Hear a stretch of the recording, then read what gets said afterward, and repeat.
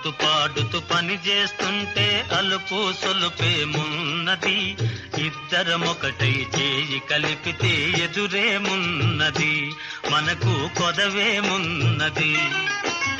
ఆడుతూ పాడుతూ పని చేస్తుంటే అలుపు సొలుపేమున్నది, ఇద్దరం ఒకటై చేయి కలిపితే ఎదురేమున్నది, మనకు కొదవేమున్నది.